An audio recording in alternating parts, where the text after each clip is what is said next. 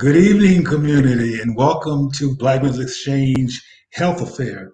This is Cleo Monago, aka Dr. Cleo Monago. I'm in substituting for a brother named Kanshama well, you know what his name is, It's but I'm gonna say it one more Kashama time. I'm gonna respect him, and I'm gonna say it properly. Kashama Sankofa. Pardon Yeah. me. It's been a while. I'm a little rusty. I haven't been on the show in some time. So I'm messing up folks' name. But it's good to be here, and it's good to see you, Duke. How you doing, Duke? I'm doing well. Happy Black History Month to you. Yes, happy Black History Moment. So we get to talk about how we ran from white folks for 30 days. That's about it, right? Harriet Tubman, etc. These are important people, but I think you already know that our history goes way before what we typically talk about during this month, Martin Luther King and Rosa Parks, etc. And that's an important part of our history, but it's extremely minute compared to African history as a whole and even Black American history as a whole. But here we are, and this is our first show, I believe, for our Black Men's Exchange Health Focus for the month. Yes. So before we get into it, we want to talk about our well, help me out, because you know I'm old and I forget stuff. We're going to talk So about we're our gonna family affair Yeah, and so talk about, before we get into that, just okay, some help me. formal housekeeping. So if you are not aware, again, this is our health education live streams. We do this twice a month. Normally, we have our panel here of Kashama Sankofa, along with our member service navigator, DeQuayla Hopper, who we want to send a wishing well of happy birthday to. Today is her birthday, so that is why she is not here with us at this moment. However, if you in the community would love to tell DeQuayla happy birthday or some well wishes, you can text our community number, which is 410-826-6264 in order to engage with DeQuayla and the rest of the team here and send some thoughts and some ideas. We've already got some feedback on some future topics that some of you all would like. Join our community, and we would love to have you in on the discussion. So real Yes, quickly, happy yeah. birthday, Mr. Quayla Hopper. Yeah, real quickly, I'm going to hop into this family feedback, just a short one. So the last time that we were with you all, we talked about risk reduction and harm reduction, clean needle exchanges, and what happened to drug prevention. And some of the comments from that one, we had Aisha Jones who said simply timely topics. And so we want to thank you, Aisha, for mentioning that. We do our best in order to try to be topical and be relevant to what's going on in our communities. Aisha also recommended that we look into Gary Webb's book called Dark Alliance about the drug trade, government, organized crime, involvement, and conspiracy. So check that out, folks, if you're interested. And lastly, Soga of Indo mentioned Just Say No was an intentional failure designed to create a smokescreen while our communities were being ravaged by the police. Absolutely. So many of those that are interested in being highlighted in our family feedback section, good, bad, if you have a critique, anything, if you comment in our section, comment sections, you have a opportunity to be highlighted in our family feedback. For today's topic, we're talking about the John Henry sickness. And the last time we were with you all, we started something what we call the take-home assignment. And today's take-home assignment is actually Dr. Joy DeGruy's work in post-traumatic slave syndrome. And we actually have a clip from a presentation that she did on this particular topic. She also has a book about it. We highly encourage you all go pick that up. But right now, I think it would be really, really great if we just go into that clip, discuss it, and then get into our broader topic of John Henryism. Excellent.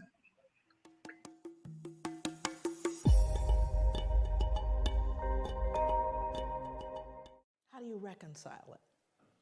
You see, rather than deal with it, we just continue to try to justify the behavior. Thomas Jefferson, you all know him? Yes, he's one of my favorite people, actually. I close out my book with a soliloquy from Thomas Jefferson. I actually end my book with it. Because Thomas Jefferson made a statement. Here's a man highly regarded in the United States. I mean, there are more statues of him than probably anybody. And he made a statement towards the end of his life. He says, "Indeed, I tremble for my country when I consider that God is just and that his justice cannot sleep forever." You see, it haunted him to his grave. because Thomas Jefferson knew. He knew what would happen. Matter of fact, he predicted exactly what we're dealing with today, what happened between people of African descent and those of European descent. Predicted it. He was a bright man. How do you reconcile behaving in such a barbaric way? Well, let's see what he said. He said blacks smelled bad and were physically unattractive. Well, this was inconsistent with his behavior, because you know he fathered slaves, Sally Hemings. So it didn't smell that bad, huh? Now, here's a more important one. He said we required less sleep. Now, that one's more interesting to me. Why would he need to? What dissonance was he feeling that he would need to believe that blacks required less sleep? Why? What did he do? You know, he owned slaves. So what do you think? How hard do you think he worked them? What was the work day for a slave? Sunrise to sunset. But do you have any empirical evidence, Joy? Can you prove that? Because you know, if you can't write, count it and measure it, it didn't happen in European culture. Is that correct? Got to count it and measure it. How many of you have measurable objectives? Measurable outcomes, you better measure it. I don't care if you tell them. Can you tell your boss really, truly, at the end of the year, we're doing better now? I've been to work every single day I've watched, and I can guarantee you we're doing better. Is that going to fly? That would be no. That means you have to count it and measure it. And if you didn't count it and measure it, it didn't happen. So when you start looking at the notion of requiring less sleep, that's an interesting thing, because I have to believe if I work you that hard. And boy, I got humbled when I found out how hard folks worked in the sugar plantations. Ooh-wee, I got humbled by how hard folks in the Caribbean were worked. But what I decided to do is I looked at the Library of Congress. Most of my work over the 9 years that it took to write the book, 6 years of that was research. The other part of it had to do with doing interviews of elders and reading slave narratives, and there are thousands of them. This is just one taken from the Library of Congress. Sarah Gudger from North Carolina wrote, "Never known nothing but work, never knew rest, felt like my back was going to break. This the gospel truth." Then I looked at what happened in the sugar plantations, and this was amazing. One final set of grim numbers underlines the way slaves on sugar plantations like Codrington, which was a plantation in Barbados, were systematically worked to an early death. When slavery ended in the United States, slaves imported over the centuries had grown to a population of nearly 4 million. When it ended in the British West Indies, total slave imports of well over 2 million left a surviving slave population of only about 670,000. More than twice as many slaves were shipped to the island of Jamaica alone than all 13 North American colonies combined. The Caribbean was a slaughterhouse. In fact, the reason why there was more importation of slaves to these plantations is because they died so frequently. They were treated so badly, ate so poorly, that females never reached their menstrual cycles. They never actually started their menstrual cycles, so they couldn't reproduce, you see. And so many of them died, they had to import more. That's how treacherous was, you lazy black folks that you are. Isn't that ironic, though?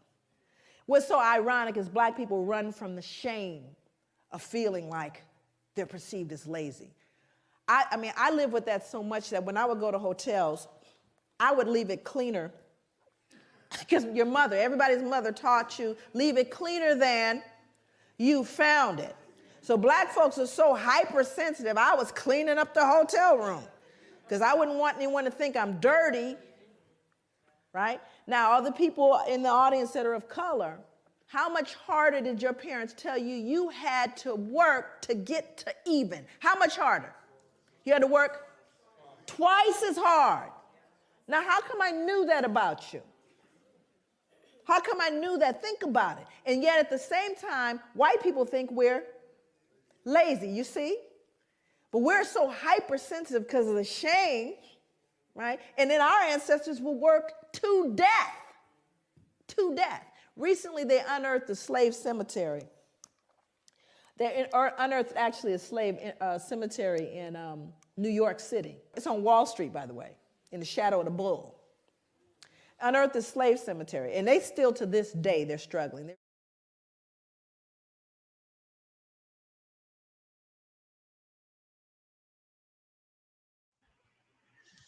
I hope you all enjoyed that teaser of the take-home assignment. Dr. Joy DeGruy goes on to continue to talk about how slave children had their muscles detached from the bone just due to exertion, not injury, just exertion. And goes on to mention how you won't see those kinds of injuries in contemporary society because no one's going to work that hard unless you have a gun trained on you from sunrise to sunset. So there is empirical evidence about the amount of work our ancestors have done in this society and the impacts it has had on our bodies physically. She really highlighted a lot there as far as like the work twice as hard conundrum, which I know I was told. I'm not going to date Dr. Monago here, but I am only 28 years old, and I've heard it numerous times. And I was wondering, was that something you heard in your youth as well? Yes, just last year. No, I'm just kidding.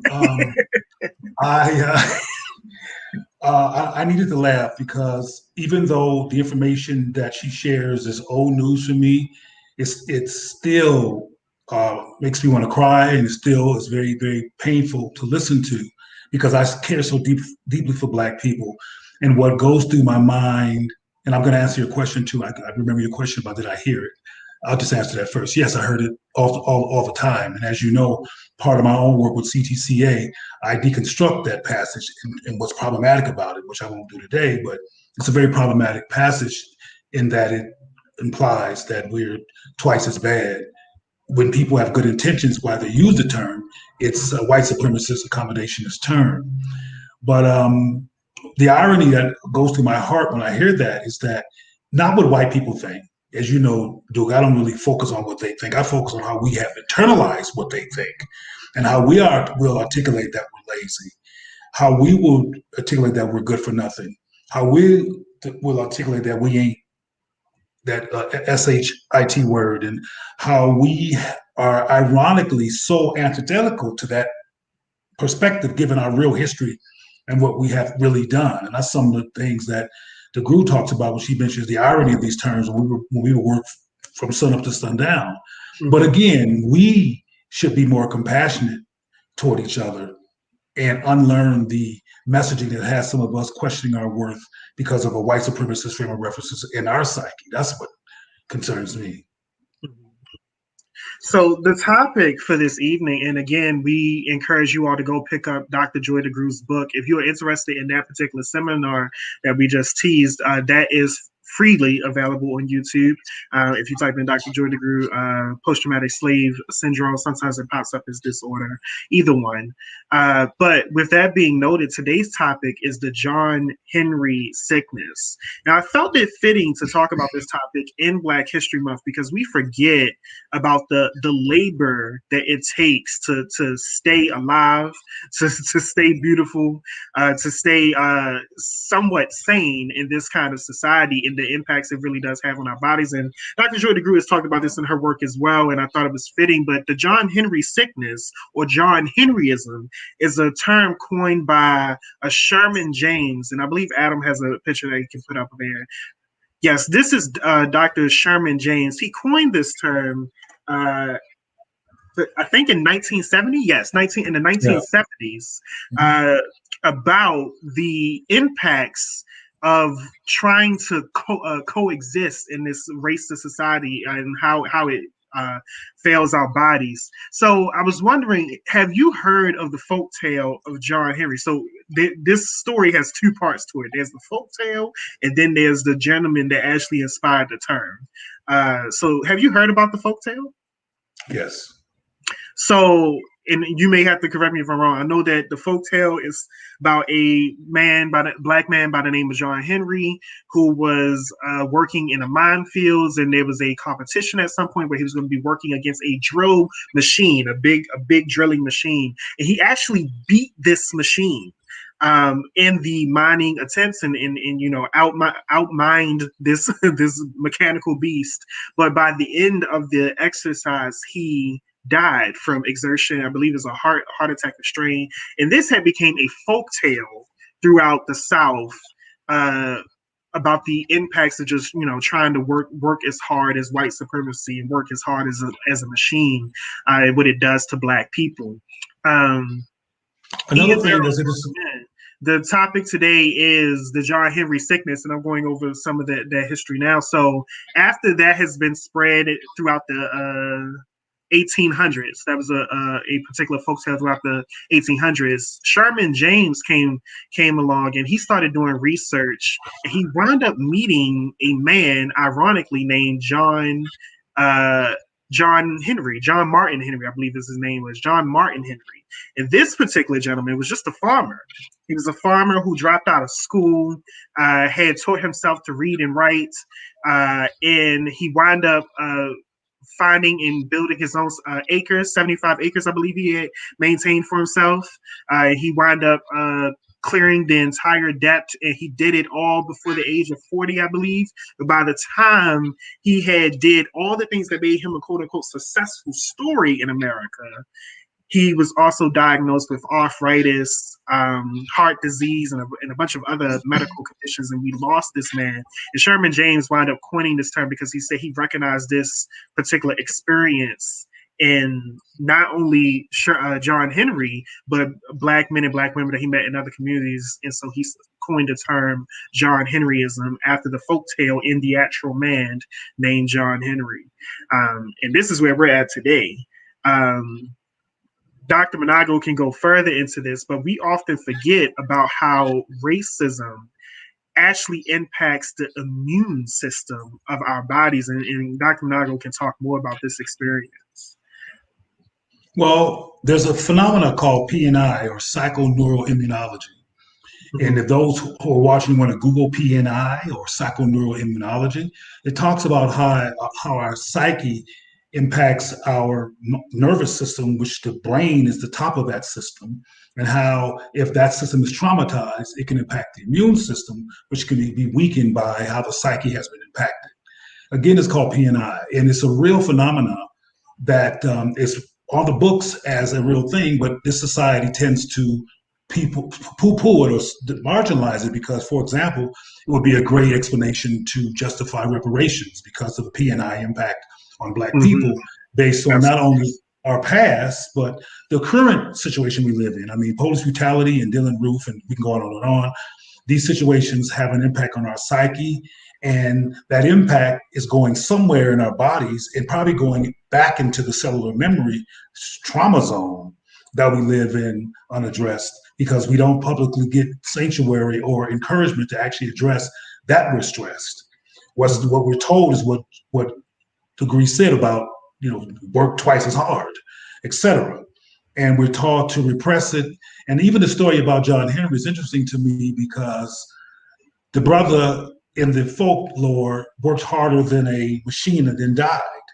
Mm-hmm. Some of us have learned to value working really hard and proving ourselves to death instead of stepping into our humanity and not allowing white frames of reference to be our frame of reference. It does cause us stress, and it does impact the immune system. I close this particular rant with, during the height of the HIV era, there were so-called social scientists and epidemiologists who were confused because there were white gays were not dying as much as Black men were. And they assumed that, similar to some of the contradictions in the Thomas Jefferson story in terms of us thinking, though he couldn't keep his hands off of Black folks, they said that Black men were more promiscuous, that Black men had more sex and were more rabid in their sexuality than white folks, which is why we had a worse HIV epidemic that led to death more quickly. Well, what they found when they did actual research was that Black men were relatively conservative sexually compared to white men. And that was not a good explanation. Well, my point is that what they didn't consider was trauma. What they didn't consider was stress. What they didn't consider was Black people deal with PNI phenomena way more than white folks under the worst stressful situations. And because of racism and white supremacy and not wanting to even talk about race, which they did throughout most of the HIV period, they didn't want to bring that in there because they wanted to be another explanation like promiscuity. We had a question. I want to get it, make sure confirmed. Is psychoneuroimmunology? Immunology. Psychoneuroimmunology, that's correct. Yes, correct. Or PNI. If you look it up on Google, if you type that out without the hyphen and that as one word, psychoneuroimmunology, and write PNI, it'll all come up. Understood. What I enjoy about getting to know your work, Dr. Tommy Curry's, Dr. Joy DeGruy, and also Sherman James, is having access to language that medically defines the conditions that Black people are in. Like, we hear sometimes that racism is a public health issue, but not really talk about how it impacts the health.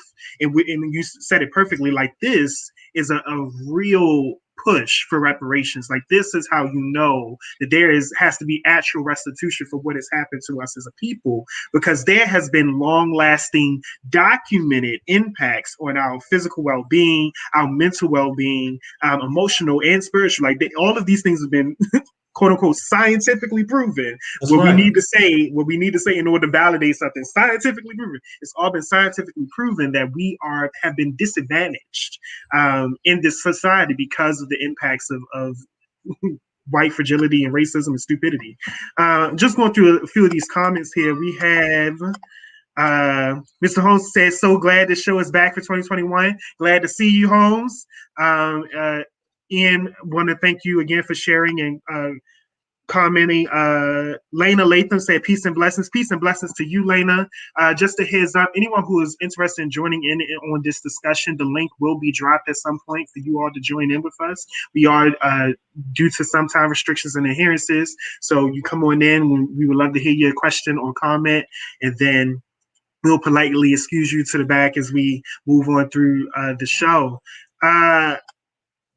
It's interesting to me that also, I was talking about this before the show, that when Black scholars offer information or dialogue about what is happening with us as a people, we'll sometimes pick up the language, but we don't have a reference to them as to who they are as a person, as we would have with all these other different white doctors and Chinese and Asian. Like, we have references and understandings of who they are as a people. And Sherman James is still alive. He is a professor over at North Carolina at this very moment.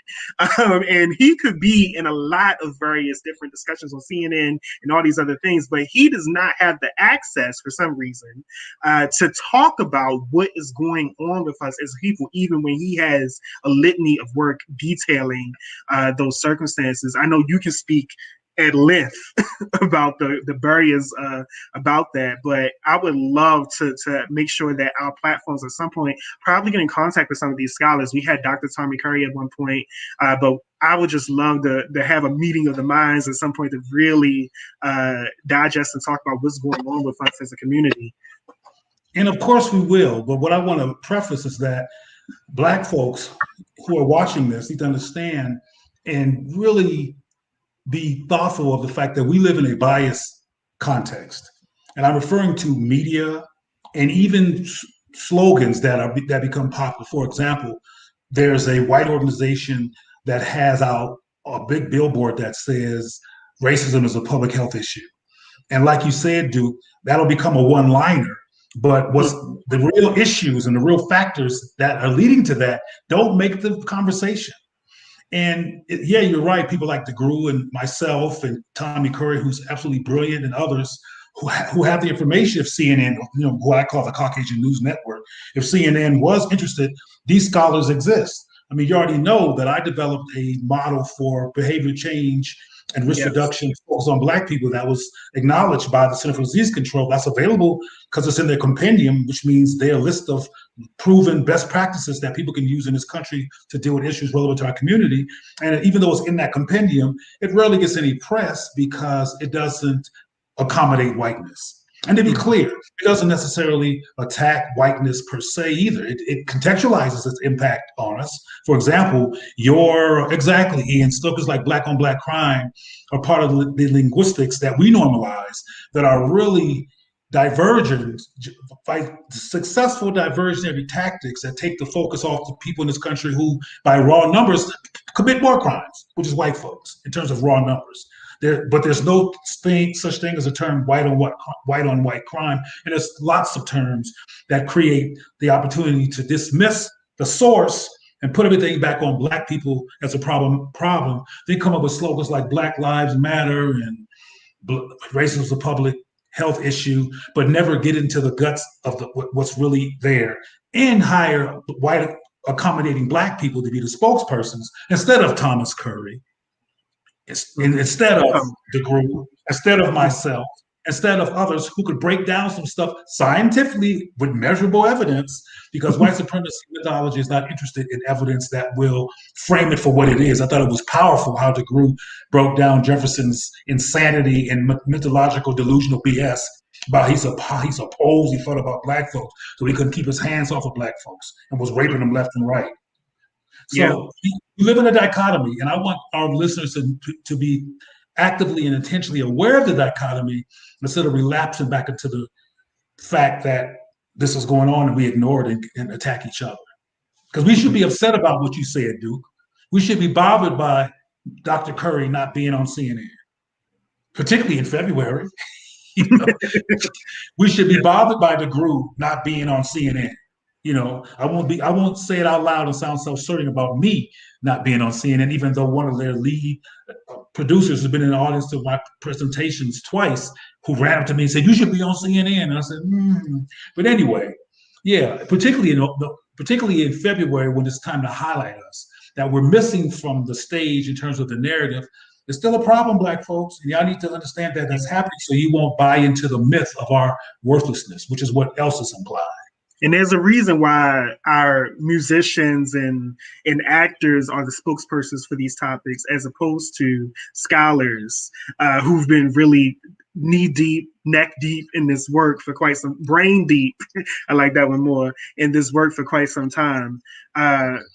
It's important for us to recognize that. Just going to highlight some more comments here. Soga Upendo said the insurrection was white on white crime, and it will absolutely not get phrased as that, but absolutely, it was definitely something that our communities paid witness to. But we know how language works. I was actually reading a document not too long ago. If anyone's been following along with what's going on in Amazon allegedly stealing $62 million worth of tips from his workers over the past 3 years, and Uber also not paying its workers, its drivers, through their tip money. The question came up on Twitter: what is the most unique way you've heard the word thief phrased? And then the document, the word document said, Amazon misused funds, like misused funds, right. Or Uber just use the funds differently than their intended purposes. So there's articles that talk about how they're phrasing and continuously humanizing whiteness. We've seen this process over and over again. Whiteness is humanized and given this extra layer of care and quote unquote all the fragileness in order to make sure that no one looks at them sideways. That's the end goal. Another important scholar, since you broke down a pretty good list there, Duke, is Dr. Marimba Ani. I'm not aware of this person. Okay, well, Dr. Marimba Ani, Marimba Ani, A-N-I, wrote a book called Urugu. Brilliant book. And she took a whole lot of time to break down the problem of whiteness. The book is thick, very, very thick. But what made me think about it just now was you just finished describing something that she calls the rhetorical ethic. And she says a part of whiteness is the rhetorical ethic, to say something rhetorically that doesn't have the real meaning to what's behind it, just to distract you from what it really is.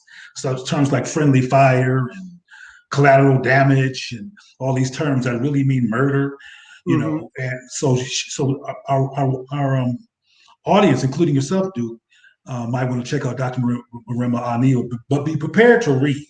Even if you don't wear glasses, get some, because you're going to need them Is that, but here's the deal. I don't know if this doctor has it, but a lot of times, even if you don't have access to it, and one thing I want to shout out Tony Chan. Tony Chan has been posting links for every piece of information that we've been dialoguing about during this thing. Tony, thank you so much for your work. Absolutely, please keep it up.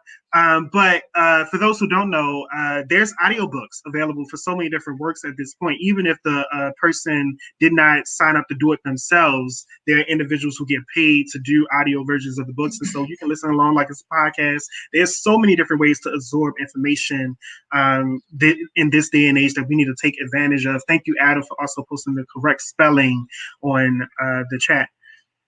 With that being said, everyone, the chat is open now. Adam's getting ready to post a link for anyone who would love to join in on this discussion. I'm kind of curious to know about, I know that you, thankfully, with your brilliant mind, you've been able to work outside of whiteness and you were able to carve out a way of living that is much more peaceful compared to others in our communities. But have you experienced or worked with individuals who you would say are absolutely diagnosed with John Henryism?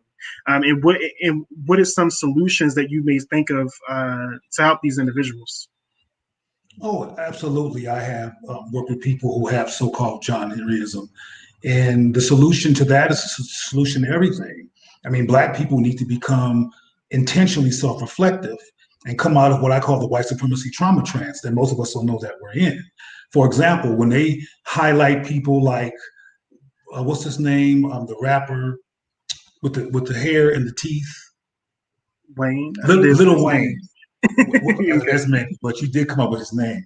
When they highlight people like Little Wayne and Cardi B and people like that, the goal there is to keep Black people dumbed down, not in a critical thinking, active state of being, and to kick back into normalized trauma and critical paralysis.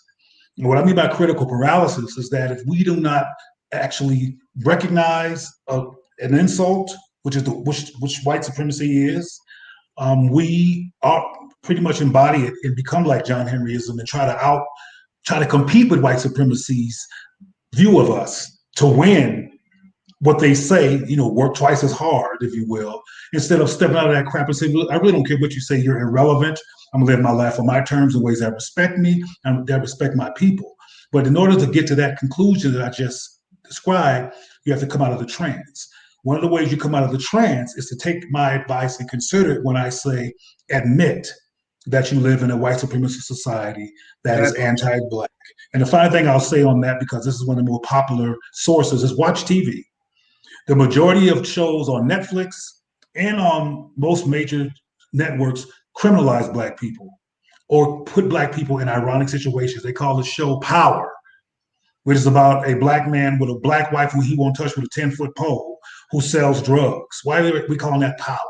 There's another show called Empire, which is about an empire that was built on drug and people pimping drugs.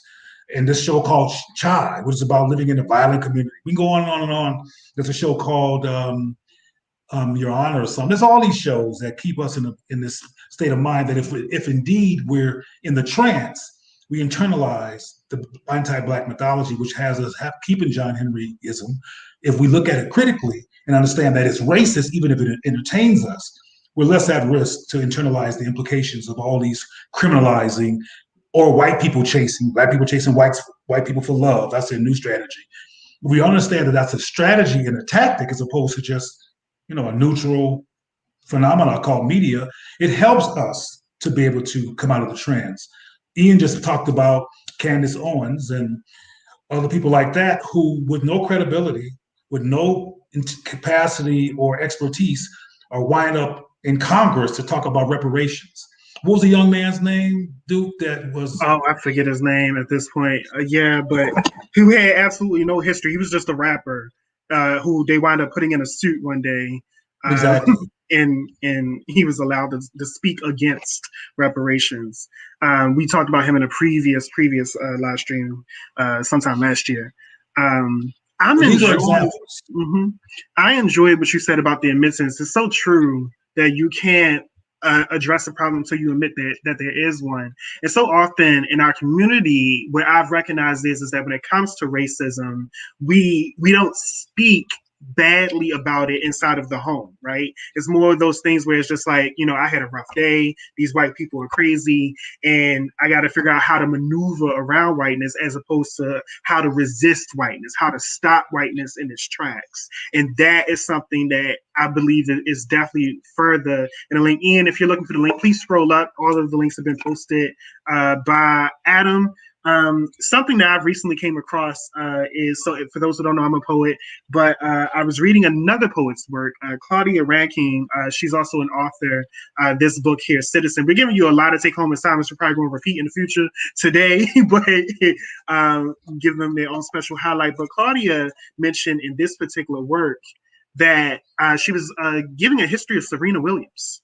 And talking about how Serena has had to deal with racism throughout her life and throughout her career as a number one star player.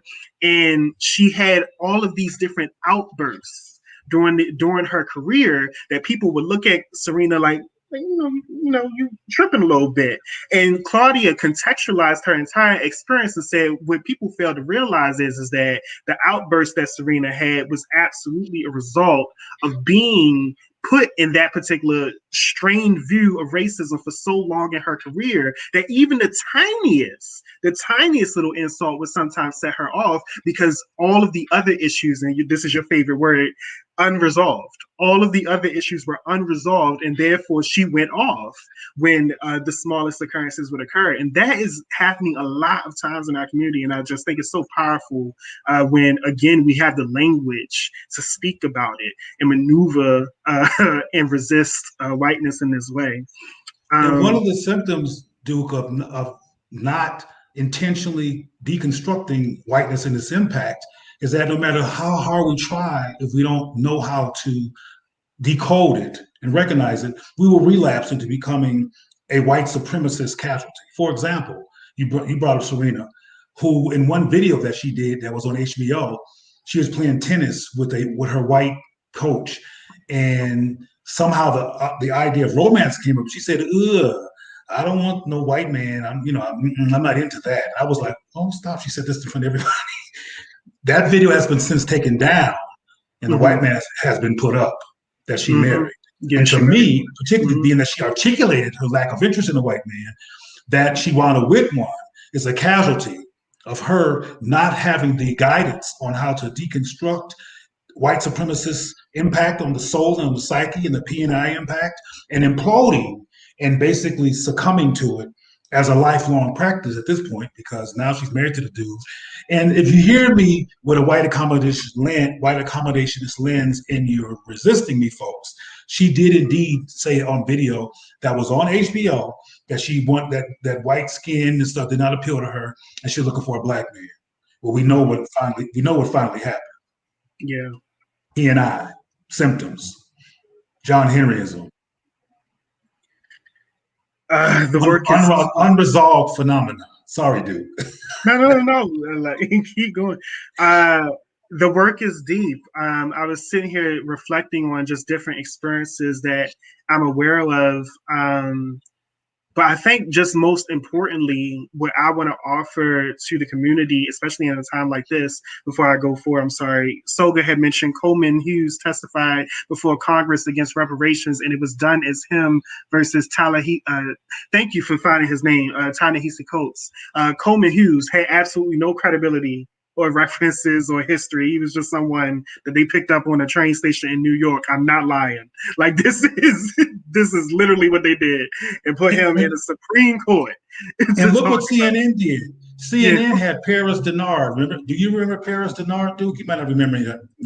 I don't remember him. But there's people who are watching who know Paris Denard, who I used to be on Roland Martin show with. He's a industrial strength, ultra anti-black Republican who has no real political science background, kind of a science B. Excuse me, what's her name? Not science B, Cardi B, pardon my language, mess up here. But anyway, they had Paris Denard, who you've never heard of with good reason, debating Cornel West on black issues. So this is a very similar dichotomy, but I want people to know that it happens on the great and wonderful CNN as well, where Anderson Cooper is, where everybody loves. And it's also another part of the racist landscape that keeps us in a trance, instead of having us to wake up and be aware so we can resolve these issues that have us relapsing into white supremacy casualties. Holmes posted more information about Coleman Hughes. I challenge anyone who also is looking into that to just find out about when Coleman Hughes was picked up and to watch his music career just shortly before he decided to become a columnist writer on race and quote unquote research. The information is out there. The same story with Candace Owens. I mean, if people are curious about it, Candace Owens was not who she was all this time. She was absolutely, quote unquote, a leftist for quite some time before she decided to follow the money. I have a message here from Adam and just take care of this real quick. Well, while you're doing that, Candace Owens and all the men on CNN who have their own shows, and Serena Williams, and this guy, whatever his name is, did you just mention Christopher? Coleman Hughes. Coleman Hughes. They all have something in common. And I just got finished talking about Serena's unfortunate compromise because of her lack of resolution. They have the same compromise. Read between the lines, figure out what I mean for yourself in terms of who they relate to intimately and personally. They all have the same thing in common. Mm-hmm. And what's his name again? Christopher Coleman Hughes. Coleman has a lot in common with Serena in terms of partner. That's all I'm going to say on that. Yeah. What I was going to say earlier is just it's so powerful for our people to just say no. And I think one of the things that we forget about and is difficult growing up, especially in the education system, when we say no, there's always this thing about, well, if it's no, tell us why, as opposed to recognizing that no is a complete sentence. And when it comes to people requiring more of you than you are able or willing to give, you can absolutely tell and say in that moment, no. I was in a meeting earlier where in a teacher's meeting, and they were talking about how during Black History Month, they unfortunately had a Black woman teacher who said, well, how can we teach Black history without making white people feel bad? This was a question in the middle of our meeting group. And, the teachers in the room, they were all debating on like, how should they deal with this issue? Because this teacher actually said it in front of the students. And I said, I don't know why we are trying to find ways to maneuver around this and try to handle this amicably. This is an HR decision. This is a human resources issue. This is a conundrum that we don't have to deal with and try to figure out how to, be pleasant and kind. It is too dangerous for that kind of voice and framework to be at the helm of our children's minds, and we're not dealing with things correctly. But what we never hear, Duke, and maybe you've seen an exception to this. Somebody say, as a teacher or in a significant role, but let's make sure what we do does not offend Black people. Let's make sure. Let's make sure that it doesn't offend or hurt the feelings of Black people, what we're getting ready to do. I've been around a few minutes and have seen a lot, and I ain't never heard that either. I've never heard that. I'm definitely going to go back. I'm going to send a message to my friend who's trying to figure out how to resolve this issue. I'm definitely going to send that message. But like, you should definitely put this in the document. Let's make sure that we are not offending Black people. I'm seeing Holmes' comment says, it's almost like if you can't beat them, join them. How much of this is self-defeatism? I think when it comes to, and I'm pretty sure this is in response to Serena and people with like-minded Serena illnesses, we have to remember that Black people have not been given the space and the capacity to actually do internal work and healing around these particular issues. A lot of times we are trying to find ways to quote unquote coexist and survive.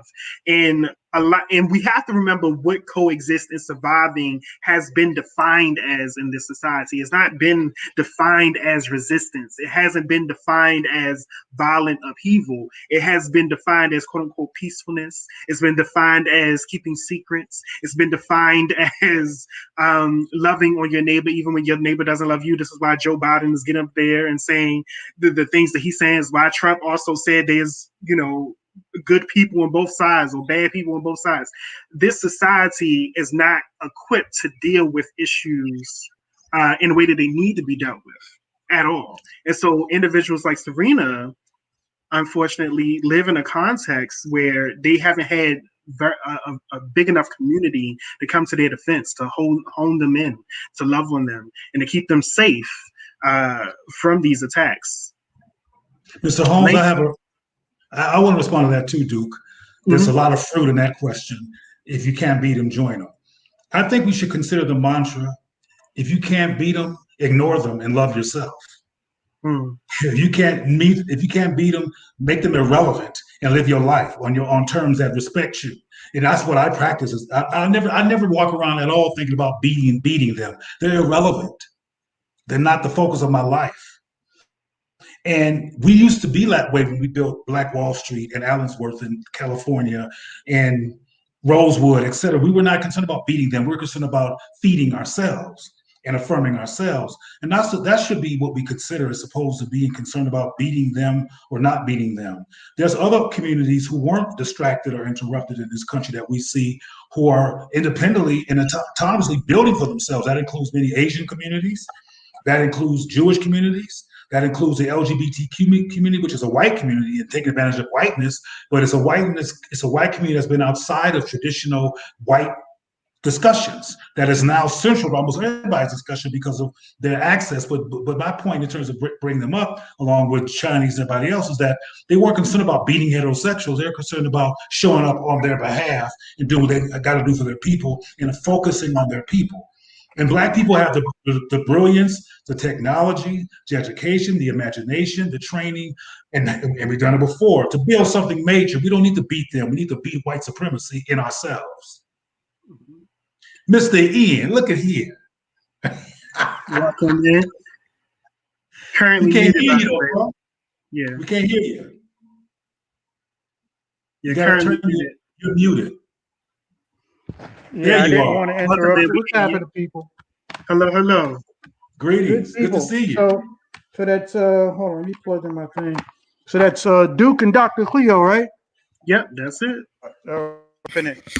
Man, look, every time y'all come on, I'm gonna jump on as soon as I can. I appreciate it. Y'all hitting some stuff on the head, and Dr. Cleo, is always, man, like you dropped, talking about this white accommodationist mentality that we absorb, to include, like, say, we as the brutalized are constantly taking on the responsibility of comforting the bystander. We're constantly doing that. What about poor, Joey, and Karen, and hey, we're the ones, I don't want to hear that they're upset because of the loud noise after somebody got shot.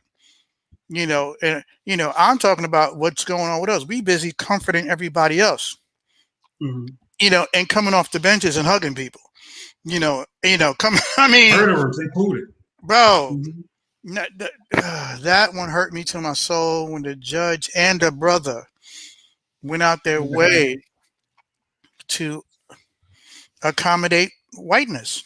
Yeah. And we're constantly want to comfort it. Look, we know you white. We know you white, and it's hard being white. It's hard being white in America, apparently. I don't see it, but look, I love what y'all doing, man. I'm just glad to be down. Well, thank you. This John Henry. Yo, I'm gonna join. What? Tell me what I gotta press, and I'm joining. What I'm saying? Just text 410-826-6264. It scrolls at the bottom of the screen. You will get a prompt on signing up, and you'll just have more opportunities to discuss with us. You may even be selected at some point to be a co-host on one of these topics if you have things to say and things to offer. It's there. It's available for you. I have no experience in doing that, but I'll try. Yeah, right. For a long time, Duke, Ian had a wonderful show that I think is on hiatus. I don't know if it's on hiatus or on coffin. I don't know if it's dead. I don't know what he didn't tell me yet. But he had an amazing show forever, and that I've been on several times. That's out of New Jersey. So that's what he said he knows nothing about this show hosting stuff. He's been a little surprised.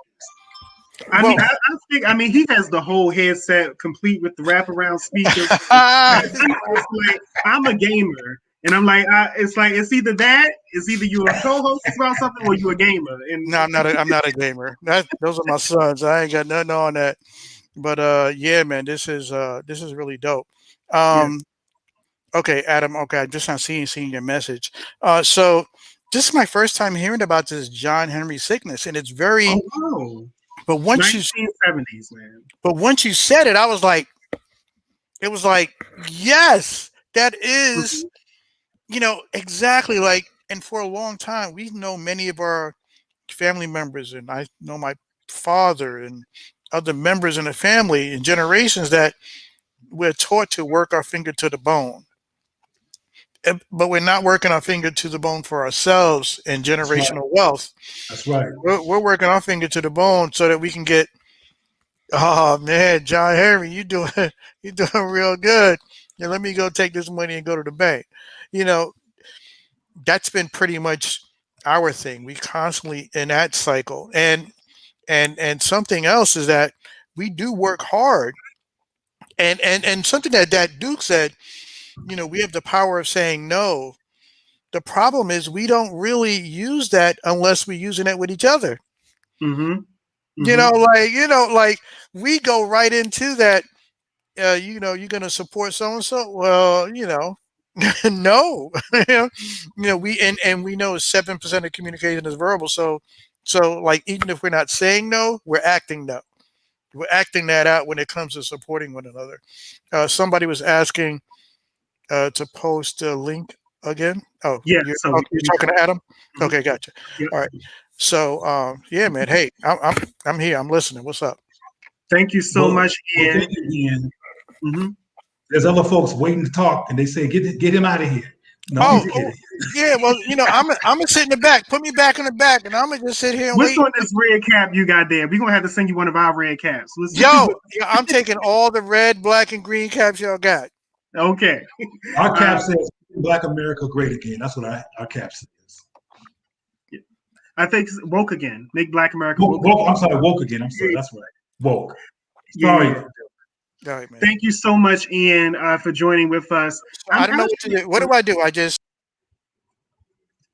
Adam takes care of it. Adam takes care. Sorry, Ian, for such an abrupt exit that you didn't plan. Sorry about I that. wanted to reference, and I think it's so fitting for the topic. So I mentioned Claudia Rankine earlier with her book Citizen. For anyone who wants to follow along with this book, every page, when it's not an essay, is literally just what's considered a quote unquote microaggression of racism. And so when you turn the page, sometimes the page will only have like 4 lines on it, but it's just detailing one of the experiences that she's had in her life. And so I find this one very funny, but also sad and fitting at the same time. It says, and when the woman with multiple degrees says, I didn't know Black women could get cancer, instinctively you take 2 steps back through all urgency, though all urgency leaves the possibility of any kind of relationship as you realize that nowhere is where you will get from here. Leave. Like we have to recognize that trying to debate humanity with these people in our livelihood is just not a good conversation. It does not go anywhere. Anytime a white woman with multiple degrees can say, I didn't know that happened, stop. You got to leave. Yeah, well, as you know from some of my commentary, Duke, I know there's a difference between education and training. Mm-hmm. And this woman was trained, not educated, which is why she don't know nothing. But I want to mention 2 very popular white accommodationist terms to consider separating from as Black people, because it puts us in a secondary position, or a position that other people don't put themselves in for us, and we need to stop doing it. The term people of color is a white accommodationist term. It without saying it abstractly centrals whiteness as superior and better, and puts us all in another category that implies that we're all the same, which Asians and Latinos, et cetera, are not the same and have a whole different experience. And I've met Black people, including who wanted me to work with them, who wouldn't even call Black people Black. They called us people of color, and they literally said to appease white people. And so we need to think about that. Another thing that we do, and this is going to bother some of my Latino associates, is we always the first one to say, and the Black and brown people, and the Black and brown people. and I speak Spanish fluently. And I've been in conferences and in conversations with Latinos, and they don't say black and brown. They just say brown and Latino or Ecuadorian or South American or Brazilian or whatever or Mexican. They don't put black in it. But we be the first one to say, yeah, in the black and brown community, which also implies that black and brown people have a similar experience. Latinos, for example, are killed far less than black men by the police. Yes, there are some people who are killed that are white too by the police, but disproportionately when it comes to incarceration, unemployment, and being concerned about being able to even handle and deal with schools, which results in a power problem with school attainment, educational attainment in these systems, it's particular to us. So at least occasionally, if not only, focus on black folks and stop being apologetic about it, because that's why Asians and other groups are doing so well, and Jews and other people. They're not apologetic about focusing on themselves, including when they talk to Biden for their community. There's been a lot of things that have helped the Latino community, particularly on immigration, that they've done to get their family over here. They weren't talking about Africans; they were talking about their own community. Ian mentioned that they are guilty of using black and brown because of the many black people who have an identity crisis. Dr. Joy DeGruy goes over that specifically in her presentation as well. But yeah, so many of us are so quick to claim anything other than and outside of blackness. And I stated this before, and this goes across more than just racial bylines, but also as well when it comes to sexuality and gender, different identities. It's because we recognize as a people that these other particular identities have some kind of social capital, some kind of social power that blackness has not been afforded in this society. And so people don't want to be associated to things that don't have social power in this particular society. And so this is why people are so nervous around just identifying as black. People want more in this particular society. And so that is a big deal of what we're dealing with. Well, that's how white accommodation is phenomenal. That's because of white supremacy mythology, that blackness is antithetical and on the outskirts of everything, to be othered compared to everybody else. That's a response to the myth of white supremacy and that fake totem pole they created to put themselves at top of a mythological totem pole. So we got to get out of being mythological with mythologists. I know Adam posted the link again. I was looking for Patrick Lee to join, but we are getting ready to head towards the closing of our hour. The sister just put a comment up too about BIPOC. Did you see that? Could you put that back up, Adam? Mm-hmm. Kyrie, do you find the phrase BIPOC more appropriate? What is that? What it stands for? Let me look it up for you because I don't use the term, so I never had to define it. I've seen it most of the time. It stands for person of color, and POC always stands for person of color, but BI it stands for Black, Indigenous, and people of color. Black, Indigenous, and people of color. That is the term. And I think for that specifically, every time it's used is to talk about the collective issue of brown, quote unquote, brown people, the story of people who are not whites in this particular society. And so if you're talking about specific issues regarding that, that's fine. But what we have found is that oftentimes Black people will mention every other group, even when the issue is specifically about Black people.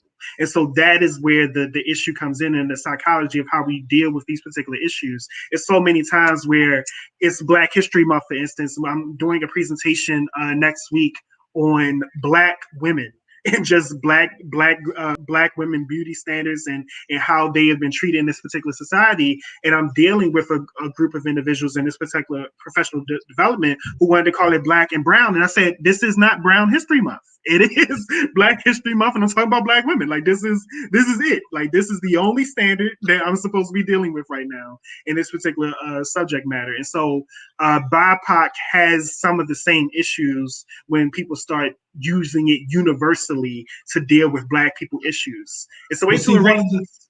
One of the issues here, though, is that white supremacy mythology has been so omnipresent and so profoundly placed in all parts of human experience that we have to work a little harder. It ain't hard at all, but we think in our minds We have to work a little harder to claim ourselves in ways that are not one-liners like PLC. Just like, and I'm going to make the point in a moment, but I got to do my using another thing to contrast and make my point. In this society, United States society, it's a challenge to find healthy food. It's a challenge to just wake up in the morning, particularly if you want to go out and eat, and find healthy food compared to how much fast food there is on every corner, Popeyes, etc. My point is that language that's appropriate in affirming of us is similarly, that it's not everywhere you look like the trash is. We need to go on and say Black, Asian, Latino, Indigenous. That millisecond of adding those words to your vocabulary as opposed to people of color to get it over with ain't gonna kill you. We got to do the extra work to resist the normalization and the ease that it takes in this culture to be anti-Black.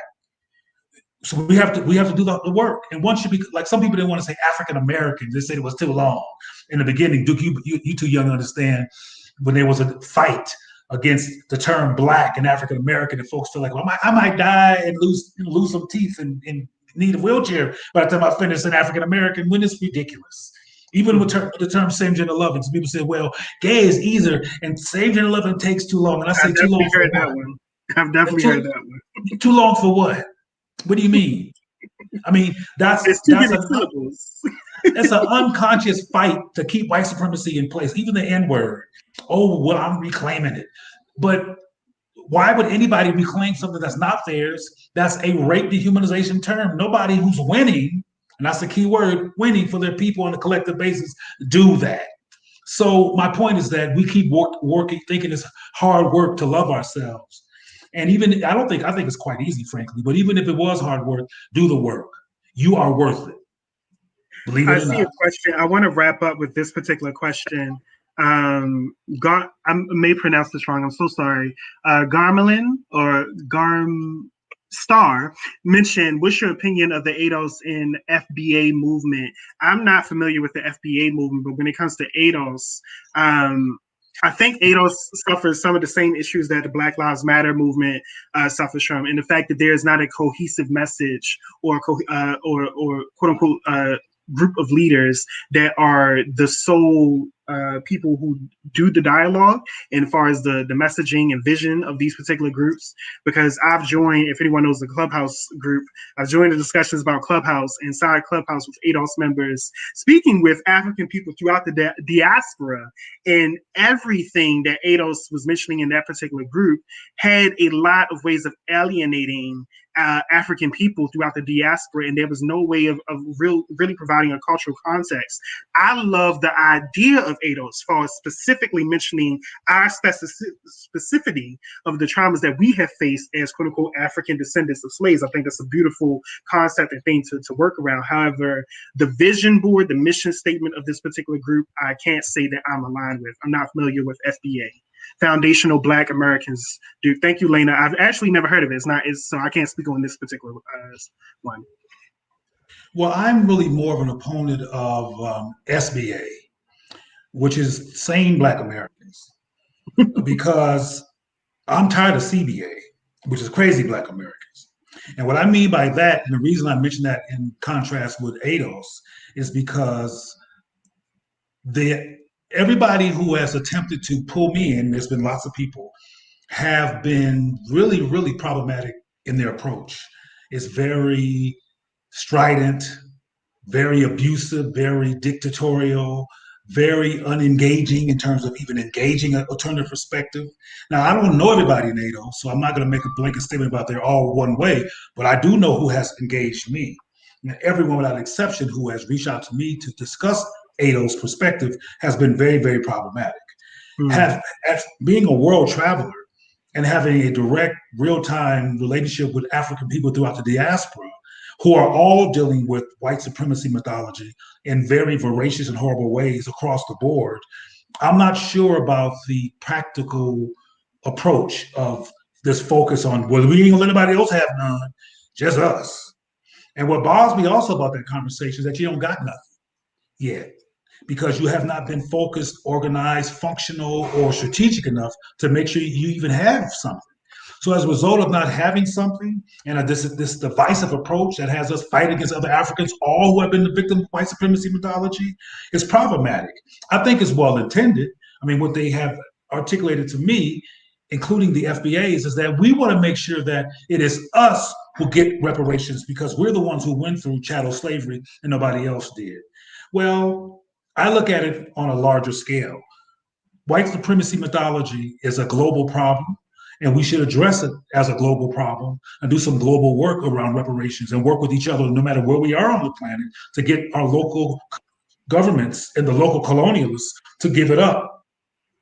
We should do this as a collective and work on them in the United States in terms of that focus, but we should not get involved in what our adversaries love and have created.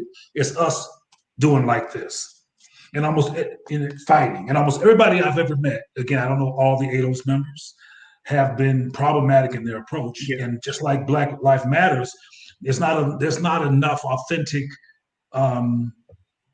capacity to be Black affirming and inclusive of all the issues that Black people are impacted with, which go beyond police brutality, for me to embrace that gimmick. I see it as a gimmick, and that's a whole nother conversation for another channel. But I hope I answered the question about FBA and ADOS. There's problems in it that are real huge. We need to come together, and we need to help our people all over the world, and we need to stop coming with excuses not to.